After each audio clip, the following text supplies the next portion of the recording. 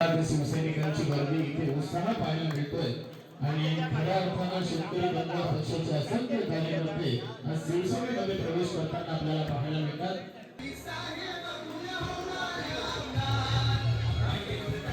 आपण गीत प्रज्वलित करतोय आदरणीय बाळासाहेब पिलगे यांच्या शुभहस्ते, त्याचबरोबर आदरणीय अनंत गुंडे साहेब यांच्या शुभहस्ते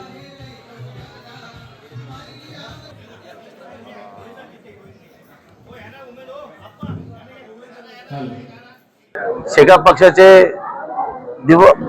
खूप मोठे नेते सुभाष वागळे, धर्मेशजी असतील आणि त्यांच्या सगळ्या सहकार्यांनी आज शेका पक्ष सोडून शिवसेनेमध्ये प्रवेश केला आहे। याचा सार्थ अभिमान निश्चित आहे।